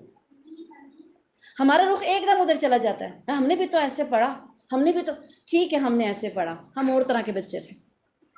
اب آپ اپنے بچوں پہ وہ لاٹھی نہیں ہانک سکتے. رزلٹ پھر بھگتنے پڑیں گے. ہم مار کھا کے نافرمان نہیں ہوئے، لیکن ضروری نہیں ہے کہ آگے نسل ایسی ہوگی. یہ بہت فاسٹ ہے. میں ایک مثال دیتی ہوں. یہاں پہ آپ سب کے پاس فون ہے، ٹچ ہے نا، ہے کہ نہیں ہے؟ یہ کتنا عرصہ ہوا ٹچ آئے ہوئے؟ 10-12 سال. 10-12 سال پہلے کون سے فون تھے؟ ٹک ٹک ٹک ٹک ٹک. اگر آج یہاں بیٹھا کوئی وہ بٹنوں والا یوز کر رہا ہو تو ہم سارے اس کو نا بڑے عجوبے کی نظر سے دیکھتے ہیں. ہم کہتے ہیں اوئے او یہ کس دور کا فون لے آیا. حالانکہ ابھی 10 سال پہلے 12 سال پہلے ہم سب وہ یوز کر رہے تھے، ہے نا. ہم اس کو کہتے ہیں وہ یہ کون سے دور کا فون اٹھا لایا. آپ دیکھ رہے ہیں کہ جنریشن گیپ کتنی تیزی سے ختم ہوا. دادا کے پاس بھی اس وقت ٹچ موبائل ہے، بیٹے کے پاس بھی ٹچ موبائل ہے، ایون جو آپ کے پوتے ہیں اس کے پاس بھی ٹچ موبائل ہے. پہلے نسل کو بدلتے، ایک نسل سے دوسری نسل تک ٹرانسفر ہوتے ہوئے نا 50 سال لگ جاتے تھے. 50 سال لگتے تھے. یہ پچھلی نسل ہے، یہ 50 سال والی اگلی نسل ہے. اب 10 سال میں نسل چینج ہو رہی ہے. اور آئندہ آنے ٹائم میں کیا ہے، یہ پیریڈ اور کیا ہو رہا ہے، شارٹ ہو رہا ہے. تو جو آگے آنے والے ہو سکتا ہے وہ تو شاید امیج پہ چلے. ابھی تو پھر موبائل کی کوئی سالڈ ہے نا، ہو سکتا ہے پھر ہم خالی اشاروں پہ ہی سارے کام کرتے ہیں. اگلی نسل جو ہے جس تیزی سے ہم آگے جا رہے ہیں، تو یہ چیزیں ایک لاٹھی سے ہانکنے والی نہیں ہیں. وقت کے حساب سے ہمیں یہ چیزیں سیکھنی پڑے گی. ماؤں کو سیکھنا پڑے گا. یہ بات ذہن میں رکھیں. سیکھیں اس ٹیکنالوجی کو، سیکھیں. کیوں؟ آپ اپنے بچوں کو جج نہیں، دیکھ ہی نہیں سکیں گے، ان کو سمجھا ہی نہیں سکیں گے اگر آپ کو نہیں آئے گی. یہ سیکھنا پڑے گا. پیار اور محبت کا رویہ، پیار اور شفقت کا رویہ، بچوں کے ساتھ نرمی کا رویہ، اور اپنے بچوں کو اپنے سے دور نہ کیا کریں. آج ہمارے بچے آتے ہیں نا ہمارے پاس، سب گھروں میں یہ کہانی ہے، چاہے میں نیک ہوں یا نہیں ہوں، ہم سب کے گھروں کی کہانی ہے. بچے ماں کے پاس آتے ہیں، وہ جھاڑ کے بھیج دیتی ہے جاؤ ابو سے پوچھو. بچے باپ کے پاس آتے ہیں، وہ موبائل پہ لگے ہوئے. آپ موبائل نہیں چھین سکتی. میں شرطیہ کہتی ہوں آپ اپنے شوہروں کے ہاتھ سے موبائل لے ہی نہیں سکتی. نہ بھائیوں کے ہاتھ سے لے سکتی ہیں، نہ شوہروں کے ہاتھ سے لے سکتی ہیں. اور لے لیں تو جنگ شروع ہو جاتی ہے. ٹھیک ہے، بچے پھر سائڈ پہ رہ جاتے ہیں. اور بچوں کو نہ ماں کی طرف سے ٹائم مل رہا ہے، بچوں کو باپ کی طرف سے بھی ٹائم نہیں ملا. تربیت کیوں کون کر رہا ہے ان کی؟ ایک شخص آیا، کہتا مولوی صاحب میرے بچے کو ٹماٹر لینے نہیں آتے. ایک نمبر کا نکما میرا بچہ ہے، اس کو ٹماٹر کی پہچان نہیں ہے. قصور کس کا ہوا؟ اس کو یہ نہیں پتا دھنیا پودینے میں کیا فرق ہے. ایسا نکما میرا بچہ ہے. تو انہوں نے پوچھا آپ جاتے ہو اپنے بیٹے کو کبھی لے کے سبزی سکھاتے ہو کیسے لیتے ہیں؟ کہتے ہیں میں تو کبھی بھی نہیں گیا. کہ تو وہ خود سے کیسے سیکھے گا؟ آپ نے سکھایا. اور میرے پاس اتنا ٹائم کدھر ہے؟ آپ کے پاس ٹائم نہیں ہے تو بچے تو خود رو جھاڑیوں کی طرح پل رہے ہیں. پھر جہاں جس کا منہ نکل رہا ہے کھڑا ہو رہا ہے. ٹھیک ہے، وقت دیں بچوں کو، اپنا ٹائم دیں اگر ٹائم لینا ہے. نہیں تو بڑھاپے میں پتہ ہے ہمارا کیا حال ہونا ہے. ہمیں بچوں نے سونے والی دوائیاں ڈاکٹروں سے لے کے نا ہمیں وہ دینی ہے نیند کی گولی.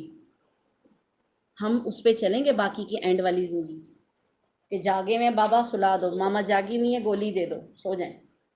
بچپن میں ہم ان کو سلا کے مارتے تھے نا، بڑھاپے میں وہ ہمیں سلا کے مار دیں گے. جو سیکھا انہوں نے یہ ہے نا. تو یہ چیز ذہن میں رکھنی ہے. ایک دفعہ نبی کریم صلی اللہ علیہ وسلم کسی بچے کو اٹھا کے نا ایسے پیار کر رہے تھے. چھوٹے بچوں پہ پیار آتا ہی ہے، آپ کو بھی آتا ہوگا. چھوٹے بچے کو اٹھا کے ایسے پیار کر رہے تھے، اس کے چہرے پہ ایسے کھیل رہے تھے. بدو آ گیا ایک، اس نے کہا آپ بچوں کو پیار کرتے ہیں؟ ہم لوگ تو نہیں کرتے. ہم لوگ تو بچوں کو، یعنی کچھ لوگ ہوتے ہیں نا بچوں کو پکڑتے بھی نہیں ہیں گود میں. اٹھاتے بھی نہیں, چڑ جاتے ہیں بچوں کو, بڑے ہو جائیں پھر کھیلتے ہیں, لیکن چھوٹے چھوٹے بچوں کو نہیں پکڑتے. تو اس بدو نے کہا ہم تو نہیں کرتے بچوں کو پیار. تو اللہ کے رسول نے کہا جب تمہارے دل سے اللہ نے رحمت نکال دی تو میں کیا کر سکتا ہوں.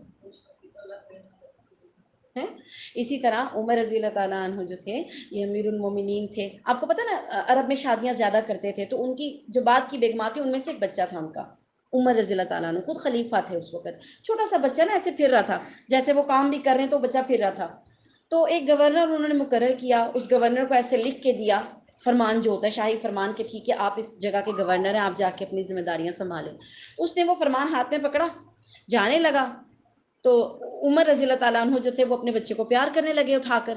کہتے ہیں آپ بچوں سے بھی پیار کرتے ہیں بھئی, اتنے سے بچے سے بھی آپ پیار کرتے ہیں. عمر رضی اللہ تعالیٰ عنہ نے کہا یہ فرمان مجھے واپس کر دو, یہ جو میں نے تمہیں عہدہ دیا نا واپس کر دو. تو انہوں نے کہا کہ میں نے, مجھ سے کیا غلطی ہوئی ہے, میں نے کچھ غلط بول دیا. میں نے کہا یہ واپس کر دو مجھے. کہ میں نے کیا, مجھے بتائیں تو صحیح میں نے کیا کیا. کہ یہ واپس کر دو, تمہیں عہدہ نہیں دینا. جو بچوں سے پیار نہیں کرتا وہ بڑوں کے معاملے میں محبت و شفقت کا رویہ کیسے اختیار کرے گا. بچے تو بے ضرر ہوتے ہیں نا, جن کو ان سے پیار نہیں ہے تو وہ تو پتہ نہیں کیا کچھ کر گزرے گا.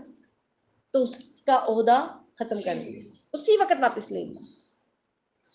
آپ چیک ہو جاتے ہیں بچوں کے رویے سے, آپ کے اندر کی چیز پتہ چلتی ہے, آپ کی نرمی سختی بچوں میں پتہ چلتی ہے. آپ جتنے مرضی اچھے بن جائیں, میں جتنی مرضی اچھی بن جاؤں, اگر میرا بچوں کے ساتھ رویہ ٹھیک نہیں ہے, اگر میں بچوں کے ساتھ انصاف نہیں کرتی ہوں تو میں بالکل بھی اچھی مانوں. ٹھیک ہے. پھر اس کے بعد اگلا جو سٹیپ ہے, 8واں سٹیپ ہے اولاد کی تعلیم و تربیت. اب آتی ہے وہ کیٹیگری, یہ پچھلے سارے بنیادی حقوق تھے, اب وہ کیٹیگری سورہ تحریم آیت نمبر 6 اللہ تعالیٰ کیا ارشاد فرماتے ہیں, اے ایمان والو بچاؤ اپنے آپ کو بھی, اپنے اہل و عیال کو بھی جہنم کی آگ سے. خود بھی بچو, اپنے گھر والوں کو بھی بچاؤ. کہاں سے؟ جہنم کی آگ سے, جس کا ایندھن ہوں گے انسان اور پتھر, اور جس پہ مقرر ہیں بڑے سخت فرشتے. اور وہ اللہ کے حکم کی ایسی فرما برداری کرتے ہیں کہ جو ان کو کہا جاتا ہے وہ کر گزرتے ہیں.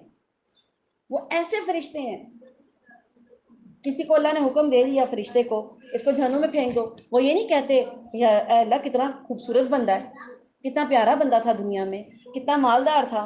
نہیں, حکم ہوا اٹھایا اور پھینکا, اللہ کا حکم. وہ ایسے مانتے ہیں. تو اس جہنم کی آگ سے اپنے آپ کو بھی بچاؤ اور اپنے گھر والوں کو بھی بچاؤ, یہ ذمہ داری ہے. ٹھیک ہے. اب بچیں گے کیسے, اس کے لیے کیا چیز ضروری ہے؟ تعلیم. حلال حرام کہاں سے پتہ چلے گا؟ تعلیم سے. جنت کا راستہ کون سا ہے کہاں سے پتہ چلے گا؟ جہنم سے کیسے بچنا ہے کہاں سے پتہ چلے گا؟ تعلیم سے. ٹھیک ہے. اسی لیے سنن ابن ماجہ کی روایت ہے, نبی کریم صلی اللہ علیہ وسلم نے فرمایا علم کا حاصل کرنا ہر مسلمان مرد عورت پہ فرض ہے. عورت پہ کیوں فرض ہے؟ عورت نے کرنی ہے, سیکھے گی تو سکھائے گی نا.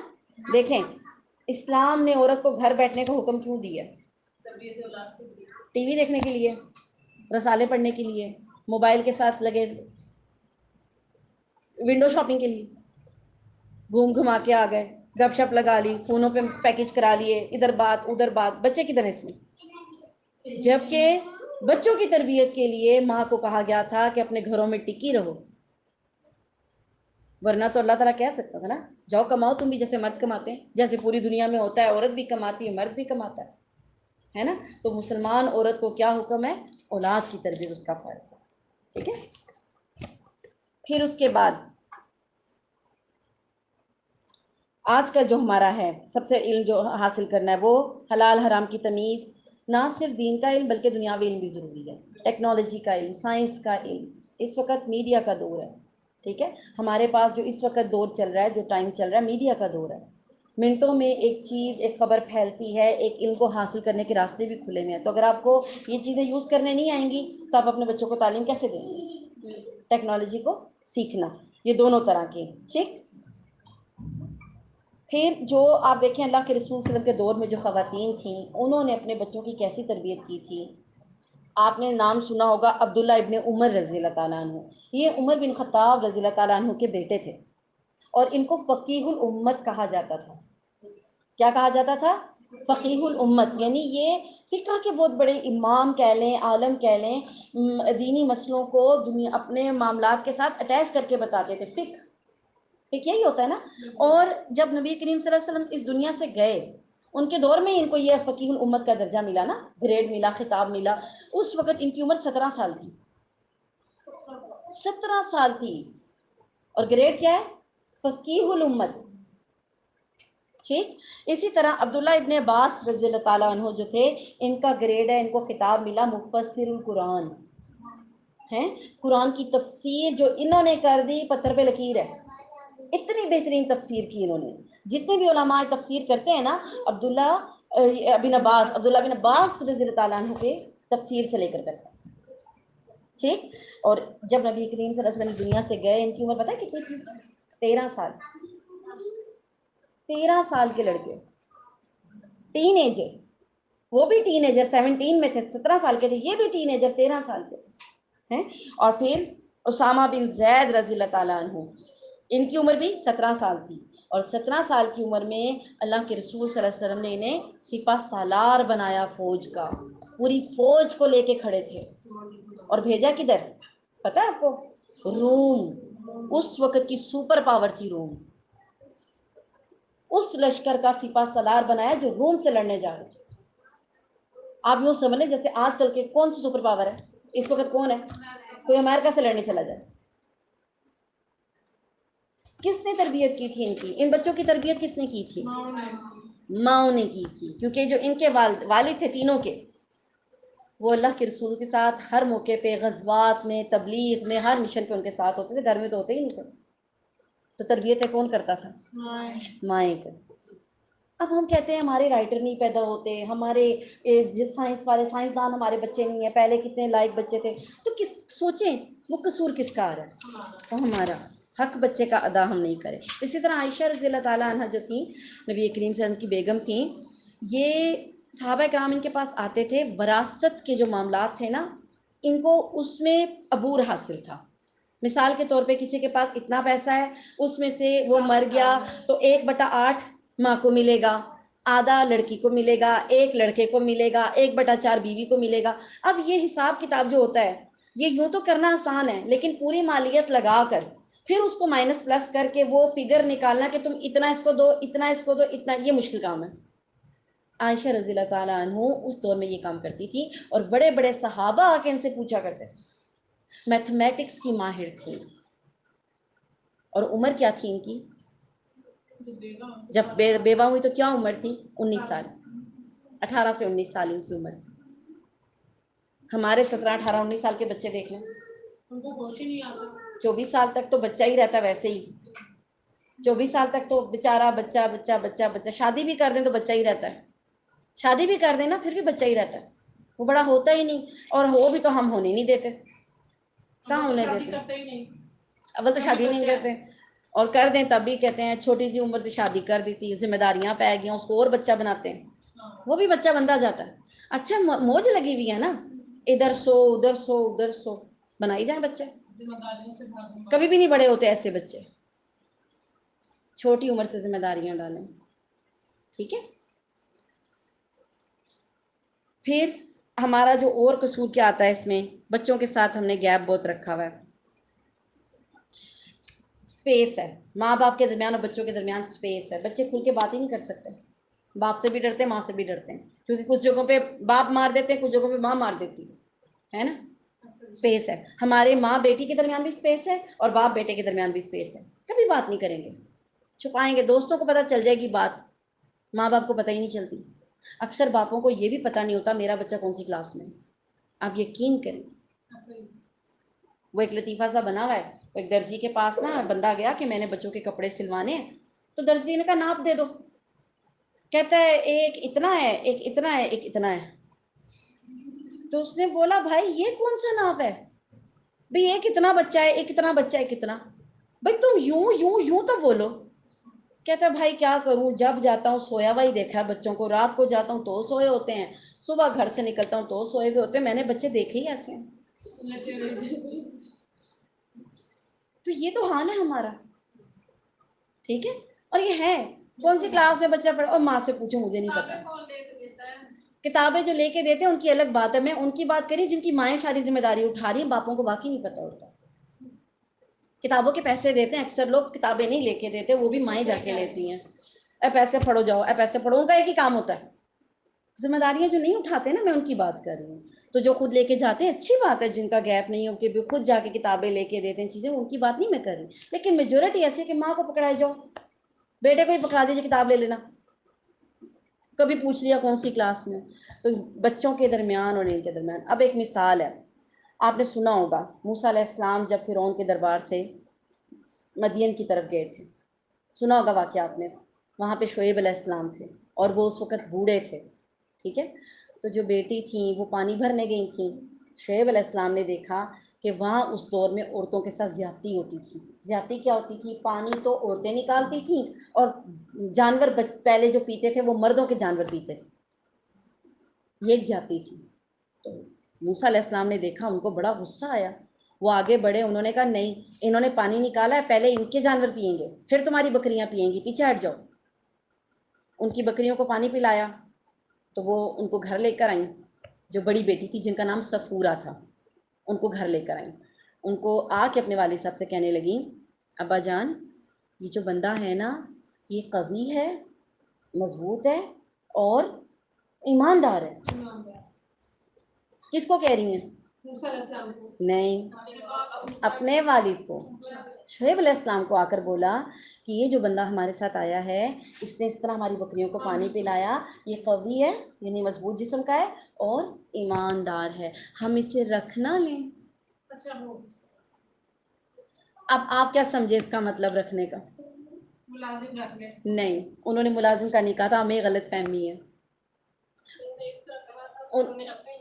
ہاں جی، انہوں نے یوں کہا، اشارے میں والد سے بات کی اور والد اپنی بیٹی کا اشارہ سمجھ گیا تھا، وہ رشتے کی بات کی تھی. اور شعیب علیہ السلام نے اپنی بیٹی کا رشتہ موسیٰ علیہ السلام سے کر دیا تھا، پاس بھی رکھا، بیٹا بھی بنایا، 10 سال انہوں نے اپنے سسر کی خدمت بھی کی. اور پھر مزید انہوں نے کہا کہ ان کو دوسری بھی پسند تھی، دوسری پسند تھی، یہ پہلی کی بات ہو رہی تھی، پہلی تو دے چکے ہوئے تھے، پھر انہوں نے کہا تم کچھ اور خدمت کرو تو دوسری بھی تمہیں میں دے دیتا ہوں. وہ 2 بہنیں، اس شریعت میں حلال تھا کہ 2 بہنیں ایک کے نکاح میں دی جا سکتی تھی. ہماری شریعت میں یہ حلال نہیں ہے کہ ایک گھر میں ایک شوہر کی 2 بہنوں کے ساتھ شادی ہو جائے. اس شریعت میں حلال تھا، وہ 2 سگی بہنیں ان کی اپنی بیویاں بنی. کہنے کا مقصد یہ ہے کہ ان کا دیکھیں والد کا سمجھ جانا اور بیٹی کا کہنا کتنی پیاری ریلیشن شپ ہے، کمیونیکیشن کتنی زبردست ہے کہ بیٹی نے کہا اور باپ نے سمجھ لیا. ہمارے ہاں بچے کہتے رہتے ہیں اماں میری شادی کرا دو، میری شادی، منہ سے بھی کہہ رہے ہوتے ہیں، آگے سے کیا جواب ہوتا ہے؟ ہاں اچھا، بہنوں کے چکر میں وہ بیچارہ بڈھا ہو جاتا ہے، یہ تو ہاں پہلے کمال ہے. اور جب تک وہ بیچارہ اس لیول پہ آتا ہے تو سوچے اس کا کیا حشر ہو جائے. ہاں اس وقت تو شاید اس کی وہ چیز، وہ ایک طلب یا وہ کیا کہتے ہیں خواہش بھی جو ہے نا ہم نے وہ کر دی تھی، وہ چیز نہیں رہتی ہے، ٹھیک ہے، جو ایک نوجوان شخص میں ہوتی ہے. تو اگر کوئی نہیں بھی کماتا تو ایک سوچنے کی بات ہے، لڑکی کی پہلے ذمہ داری کون اٹھا رہا تھا اور لڑکے کی کون اٹھاتا؟ لڑکے کا باپ. تو اگر دونوں مل کے ان کی شادی کر کے ان کو ذمہ دار بنائیں، ملا کر سوچ سمجھ کر ان کو سلیقہ سکھائیں، تو یہ بھی تو ہو سکتا ہے کہ شادی کرنے کے بعد بھی ان کو ذمہ داری کا احساس دلایا جائے. اور جو نہیں کرتے نا وہ بعد میں بھی نہیں کرتے، آپ شادی کرا دیں وہ بھی نہیں کرتے، لیکن جو میں کرنے والوں کی بات کر رہی ہوں، ٹھیک ہے. پھر جو 9واں ہے ان کا ریلیشن میں حق، عدل و انصاف کریں. لڑکا اور لڑکی کے بیچ میں فرق، یہ مجھے بتانے کی ضرورت ہی نہیں ہے، لڑکا اور لڑکی کے بیچ میں ہم فرق کرتے ہیں. میجورٹی، پہلے کھانا لڑکوں کو دیا جائے گا، پہلی بوٹی لڑکے کو ملے گی، بڑی بوٹی لڑکے کو ملے گی، پہلا فروٹ لڑکے کو ملے گا، ہے نا. انہوں نے تو کمانا ہے، تم نے کیا کرنا، بیٹھ بیٹھ کے کٹی ہو گئی، باتیں بھی سناتے ہیں ساتھ، ہے نا. اچھا لڑکا پیدا ہوتا ہے تو کیا بانٹتے ہیں؟ کیا کون سی مٹھائی بانٹتے ہیں؟ نہیں لڈو، گلاب جامن. لڑکی پیدا ہو تو کون سی مٹھائی بانٹتے ہیں؟ ہیں کیا کیا کیا بانٹتے ہیں؟ ریوڑیاں. جی، لڑکیوں کے لیے جلیبیاں آتی ہیں، لڑکوں کے لیے لڈو پیڑے آتے ہیں.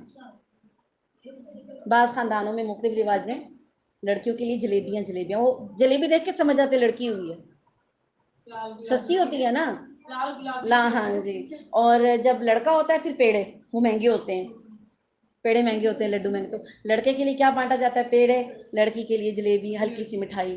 یا اب تو مٹھائی والا بھی رواج نہیں ہے، فون پہ بتا دیتے ہیں پوری ہوئی ہے. اچھا افسوس، پھر لڑکی ہو گئی، چوتھی لڑکی، اللہ ہی رحم کرے. اور پھر ہم کیا باتیں کرتے ہیں اس کے بعد کی باتیں کیا ہوتی ہیں؟ جس کی 4 لڑکیاں ہو جاتی ہیں پھر اس کے بعد کیا باتیں کرتے ہیں؟ تو سیدھے لائن ہی لا دیتی ہے. اب لڑکا نہیں ہوگا تو کہ لڑکیوں کی لائن لگا دو گے. حالانکہ اللہ کے رسول صلی اللہ علیہ وسلم نے کیا فرمایا؟ جو تم میں سے 2 لڑکیوں کی اچھی پرورش کرے، ان کی دینی تعلیم کے مطابق، شریعت کے مطابق، پھر ان کے اچھے گھروں میں رشتے کر دے، اچھی شادیاں کر دے، جنت میں وہ میرے ساتھ ایسے ہوں گے. ایسے یوں 2 انگلیاں جوڑ کے بتایا، وہ ایسے میرے ساتھ جنت میں ہوں گے. تو لڑکیوں کے اوپر تو خرچ کرنے کا زیادہ ثواب ہے نا. فرق نہیں کرنا. اچھا بعض لوگ لڑکے لڑکوں میں بھی فرق کرتے ہیں. بڑا بھائی دیکھو کیسا ہے، وہ فرما بردار ہے، تم کیسے ہو، ہے نا. اگر کوئی بڑا بھائی زیادہ گورا ہے، چھوٹا والا کالا ہے، تو یہ تو ہے ہی کلو، اس کو دیکھو کتنا خوبصورت، یہ میرا بیٹا، یہ والا میرا بیٹا صحیح، یہ دیکھو یہ لگتا بھی میرا بیٹا. آپ سوچیں دوسرے بچے کے دل میں کیا آ رہا ہے؟ یہ ددیال پہ گیا، ہاں یہ پھوپھی پہ چلا گیا، یہ تو میرے خاندان پہ ہے ہی نہیں. یا اگر وہ تھوڑے سے کمزور ہیں تو پھر لڑکے والے یہ باتیں کرتے ہیں، یہ خالہ پہ چلا گیا، اس کی شکل دیکھو نانی پہ چلی گئی ہے، وہ دیکھ پورا نانا لگتا ہے، ناک دیکھیے اس کی. یعنی برائی کے انداز میں کرتے ہیں، اچھائی کے انداز میں باتیں نہیں کرتے. تو جن بچوں کے ساتھ یہ سلوک کیا جاتا ہے، بیلنس نہیں رکھا جاتا، سوچو ان بچوں کے دل میں کیا آ رہا ہے؟ نفرتیں آ رہی ہیں، بغض آ رہا ہے، حسد آ رہا ہے، کینہ آ رہا ہے. یہ بچے جب بڑے ہوتے ہیں نا پھر یہ آپس میں نہیں ملتے، پھر ماں باپ کو تکلیف ہوتی ہے، بھائی بھائی سے نہیں مل رہا. ہاں وہ باہر والی پہ الزام، حالانکہ ہم نے خود یہ نفرتیں ڈالی ہوتی ہیں بچپن میں. وہ بیچاری دلہنوں پہ الزام لگ جاتا ہے، وہ آئی اس نے میرا گھر تتر بتر کر دیا، وہ آئی اس نے میرا گھر توڑ دیا. کیسے توڑ دیا؟ آپ کی بنیادیں مضبوط نہیں تھی. ٹھیک ہے. پھر اس کے بعد بخاری کی ایک روایت ہے، نعمان بن بشیر رضی اللہ تعالیٰ عنہ جو ہیں، انہوں نے اپنے بیٹے کو نا ایک لونڈی دی یا غلام دیا، دینے لگے. ان کی بیگم بڑی سمجھدار تھی، انہوں نے کہا کہ بھئی میں تو آپ کو ایسے دینے نہیں دوں گی، پہلے اللہ کے رسول صلی اللہ علیہ وسلم کو اس پہ گواہ بنائیں کہ آپ نے لڑکے کو یہ دیا ہے غلام. اب یوں تو نہیں کہہ سکتی تھی نا کہ آپ غلط کر رہے ہیں، ناانصافی کر رہے ہیں، ان کو بھی دیں. وہ بیگم تھی سمجھدار، انہوں نے کہا اللہ کے رسول کو گواہ بنائیں گے تو میں دینے دوں گی. تو وہ نعمان بن بشیر آئے، بیگم بھی آئیں، انہوں نے کہا کہ یہ نعمان جو ہیں یہ اپنے بیٹے کو غلام دینا چاہتے ہیں. تو نبی کریم صلی اللہ علیہ وسلم نے پوچھا نعمان تمہارے اور بھی بچے ہیں؟ انہوں نے کہا ہاں بہت سے. کیا سب کو دے رہے ہو؟ نہیں سب کو تو نہیں دے رہا، صرف اس کو دے رہا ہوں. نبی کریم صلی اللہ علیہ وسلم نے کیا فرمایا؟ پھر نا انصافی کی اس بات میں تمہارا گواہ نہیں بنوں گا، نا انصافی کی اس تقسیم میں تمہارا گواہ نہیں بنوں گا. بیگم کا بھی یہی مقصد تھا، روکنا، یا تو سب کو دو، نہیں یہ میرا زیادہ فرما بردار ہے، اس کو میں دوں گی، تمہیں نہیں دوں گی.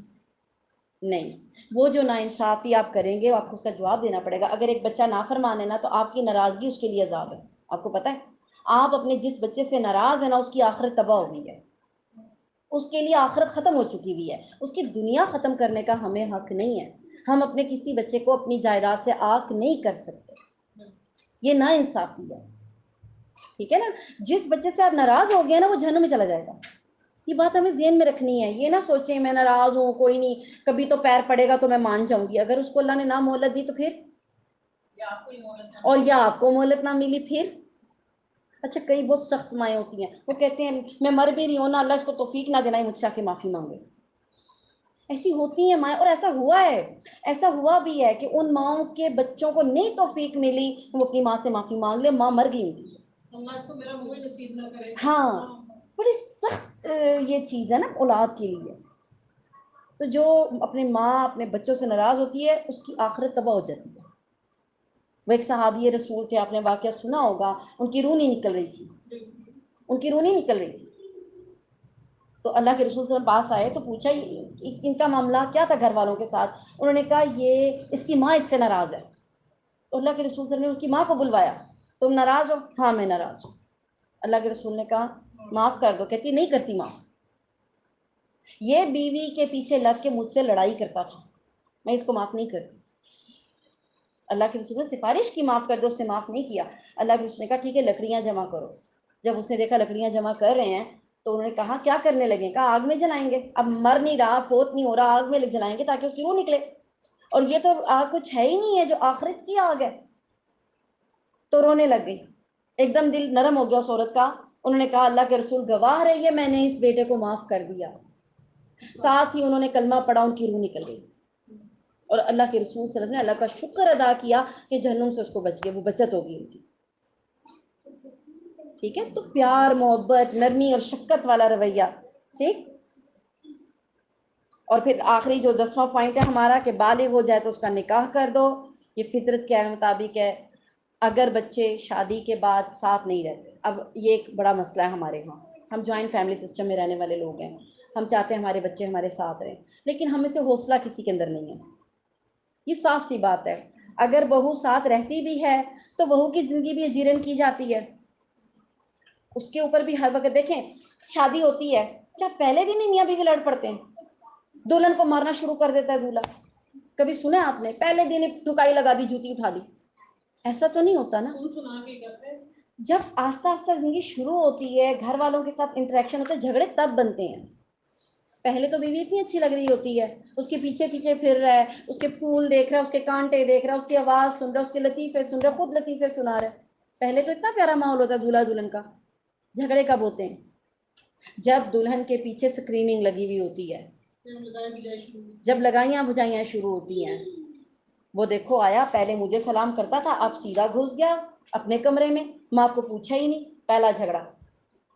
اچھا پھر وہ گھر کے بندے بھی تیز ہو جاتے ہیں, وہ جو نندے ہوتی ہیں گھر میں, جو دیور ہوتے ہیں, دیکھا بھائی کیسے بھابھی کے پیچھے پیچھے پھر رہے تھے. تو اللہ کے بندو, بھائی نے بھابھی کے پیچھے ہی پھرنا ہے نا. ہیں اور کس کے پیچھے پھرے گا مجھے بتاؤ؟ اس کی بیوی ہے. ہاں دیکھو بھائی نے بھابھی کا ہاتھ پکڑ لیا, تو پکڑ لیا تو کیا ہوا, بیوی ہے اس کی. لیکن ہم یہ باتیں نہیں سوچتے. ٹھیک ہے, وہ کیا ہوتا ہے, میاں بیوی کو بات کرنا نصیب نہیں ہوتی, اکثر ایسے ہوتا ہے. اب بیوی شوہر آ کے لیٹا آفس سے, بہانے سے آ کے لیٹا, جب بیوی کے پاس بیٹھوں گا, بھی وہ تھکا ہے, تیرا کی کام ہے کمرے چ. آپ مجھے بتائیے, انصاف کی بات ہے. انہوں آرام کریں دے تو کچن ہی چاہ. بھائی تم کچن میں کیوں آؤ, وہ شوہر تمہارے پیچھے گھر آیا. ہوتا ہے نا اس طرح. شروع شروع میں تو بہت زیادہ یہ چیز ہوتی ہے, اور شروع میں ہی آپ کو ٹائم نہیں دیا جاتا. اور پھر جب بچے ہو جاتے ہیں پھر کیا ہوتا ہے, پھر کمرے میں چوں چوں چوں چوں چوں وہ شروع ہو جاتی ہے. وہ پھر کہاں ٹائم, پھر کہاں ٹائم ملتا ہے. تو آپ کا کیا خیال ہے؟ پھر وہ بہو کہتی ہے میں نے نہیں رہنا. اس صورت میں اگر ایسا ہو تو پیرنٹس کو چاہیے گھر کے اندر اچھے ماحول میں اس کو کچن الگ کر دیں, اس سے پہلے کہ جھگڑ کے وہ سب توڑ پھوڑ کے چلی جائے. توڑ پھوڑ کے چلی جائے. ایک آنٹی تھی, بڑی نیک خاتون تھی, وہ اپنا واقعہ بتاتی ہیں. کہتی ہیں کہ میں وہ عورت تھی جو دیگے پکا کے غریبوں میں تقسیم کرتی تھی. میں وہ عورت تھی جو لوگوں کے لیے اتنی مخلص تھی کہ میرے گھر سے کبھی کوئی بھوکا نہیں جا سکتا تھا. کبھی نہیں ہوا کہ میرے گھر سے, میرے دسترخوان سے کھائے بغیر کوئی چلا جائے, ایسا میرا دسترخوان ہوتا تھا. اور مجھے اس دن سب سے پہلا شوق لگا کہ میرا بیٹا چھپ کے بریانی لایا اور بیوی کو کمرے میں جا کے, اور مجھے شرم آئی کہ میں لوگوں کو کھلاتی ہوں. آج میرے گھر کے یہ حالات ہو گئے کہ میرے بیٹے کو چھپ کے لا کے دینا پڑا بہو کو. اس کا کتنا دل کرتا ہوگا اپنی مرضی کی چیز بنانے کو.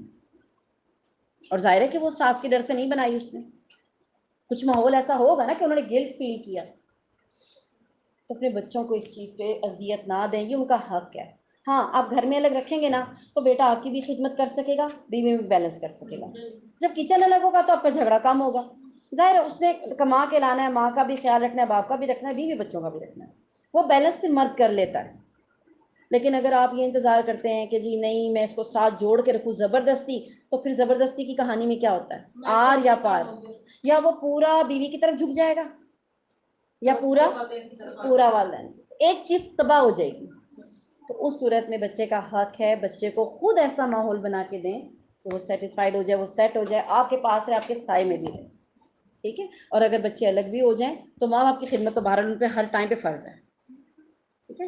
اللہ تعالیٰ ہمیں اچھے والدین بننے کی توفیق دے، ہمیں سمجھ کی توفیق دے، جو سمجھ آ گئی باتیں ہمارے دلوں میں اتر گئیں اس پہ عمل کرنے کی توفیق دے، اور جو نہیں سمجھ آئیں، جو پوائنٹس رہ گئے ہیں، انشاءاللہ پھر کسی وقت، پھر کسی اور ٹائم پہ ان کو بھی ڈسکس کریں گے. آج کے دور کے مطابق بچوں کی تربیت کے حوالے سے پھر انشاءاللہ ایک دفعہ اس چیز کو کریں گے ڈسکس کہ آج کے دور میں، اس میڈیا کے دور میں بچوں کی تربیت کیسے کی جا سکتی ہے. ابھی تو میں نے صرف دین کے لحاظ سے تعلیم و تربیت کے حوالے سے بچوں کا بتایا. اللہ تعالیٰ ہم سب کے لیے جنت کے راستوں کو آسان کر دے. جتنے لوگ بیمار ہیں اللہ سب کو شفائے کاملہ عطا فرمائے. جو لوگ فوت ہو چکے ہیں اللہ تعالیٰ ان کی بشری خطاؤں کو معاف فرما دیں. ہمیں ہمارے والدین کے لیے صدقہ جاریہ بنا دیں، ہمارے بچوں کو ہمارے لیے صدقہ جاریہ بنا دیں. تقبل منا انک انت السمیع العلیم. سبحانک ربی رب العزۃ عما یصفون وسلام علی المرسلین والحمد للہ رب العالمین. السلام علیکم ورحمۃ اللہ وبرکاتہ.